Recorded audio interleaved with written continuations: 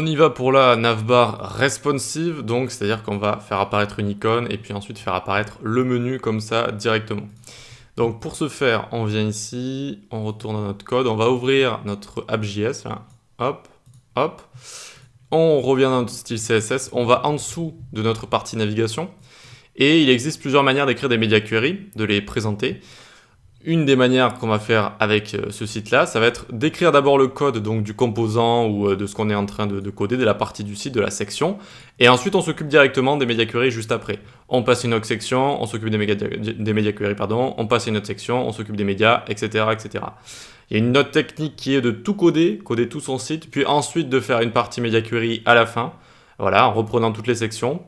Et il y a encore une autre partie quand vos fichiers sont vraiment très longs en CSS, c'est-à-dire que vous allez tout coder votre site pour grand écran ou petit écran par exemple, et ensuite vous allez faire des fichiers séparés ici, par exemple avec un dossier CSS, avec tous vos fichiers dedans, et notamment un fichier qui sera consacré au responsive. Donc là, en l'occurrence, on va d'abord coder les sections, puis le responsive. Donc c'est parti, ici on va dire @mediascreen and max width 700 pixels. Donc à partir de 700 pixels, on a envie d'avoir notre menu qui se collapse, qui va s'effondrer si vous voulez, et qu'on va juste pouvoir ouvrir avec le bouton. Donc pour commencer, logo menu, on le display block, de base on ne le voyait pas, maintenant on le voit. Notre logo du menu. Notre liste nav, on va lui faire plusieurs choses. Alors pour commencer, on va la faire disparaître, display none, et quand elle sera apparue, quand on aura cliqué sur le bouton, elle sera en flex direction column maintenant, column. Plus les éléments les uns à la suite des autres, mais au-dessus des autres, au-dessus les uns des autres. Et une height auto, voilà, pour bien contenir la hauteur de tous les éléments. Nos items nav en eux-mêmes, on leur met une hauteur maintenant de 70 pixels. Vu qu'on sera en mode colonne, on a envie qu'il y ait de la place pour chaque item de navigation. Et item nav de .nth child 1, donc le premier, on lui met une marge top de 70 pixels pour venir le séparer du top. Et qu'on puisse voir, en fait, regardez, je vais vous montrer, comme ça c'est plus facile. Quand on ouvre comme ça, vous voyez qu'il est séparé. Accueil, il n'est pas directement au top, il a un margin 70 pixels ici. Voilà, tout simplement. Oui, et je me souviens que je voulais vous dire également, tac, tac, tac, je crois que dans nav, voilà, j'avais fait un border bottom, et j'avais oublié de le rajouter à liste nav ici. Alors, c'est pas très très important, mais voilà, on essaye de rester cohérent. Une fois qu'on a tout ça, c'est bien, il manque une dernière chose, il faut que notre liste, lorsqu'on clique, on lui rajoute la classe active, et quand elle aura la classe active, elle passera de display none à display block. Donc ici, on fait .listNav quand elle a également la classe active, donc .active avec la classe collée, je rappelle, sinon c'est pas pareil hein, quand il y a un espace et quand il n'y a pas d'espace. Quand c'est collé, ça veut dire un élément qui contient à la fois ces deux classes. Quand c'est pas collé, c'est l'élément avec la classe listNav qui a un enfant qui a la classe active. Voilà, et donc on lui mettra display block. Tu apparaîtras quoi. Ok, nickel. Donc là, pour l'instant, on devrait juste avoir un display none normalement quand on descend.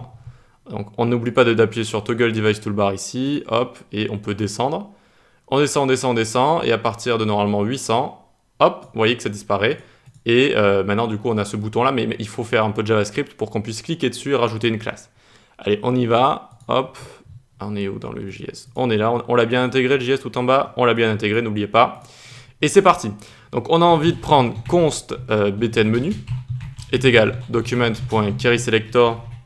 Alors on va sélectionner logo menu, on va sélectionner l'icône hamburger et le mettre dans une constante. Ne vous inquiétez pas, la partie JavaScript vient après la construction de ce site. Enfin, on est bientôt à la section JavaScript. Pour l'instant, on avait quand même un petit peu découvert comment sélectionner des éléments, les mettre dans une constante. Donc, querySelector, on vient sélectionner l'élément avec la classe logo menu. Il nous faut également le menu, vu qu'on a envie de changer une classe à l'intérieur. Et on vient le sélectionner pareil, querySelector, listNav. Nickel. Maintenant, il faut être à l'écoute d'un événement sur le bouton, l'écoute de l'événement click. Donc, on fait btn menu.addEventListener. On est à l'écoute d'un événement, lequel clique. Et donc on lance une fonction quand on clique. Et qu'est-ce qui va se passer? On va changer, donc ça va se passer au niveau des classes du menu. Donc on fait .ClassList, .toggle. On va toggle la classe active. Si elle n'y est pas, on la rajoute. Si elle y est, on l'enlève. On, off. Et c'est bon, c'est tout ce qu'on a besoin ici en JS, vous inquiétez pas. Hop, hop, et donc attention, je clique et ça apparaît comme ça. Hop, vous voyez que tac, tac, ça apparaît bien. Alors là, mon Toggle Device Toolbar, il est un peu déformé vu qu'il y a l'image en grand derrière.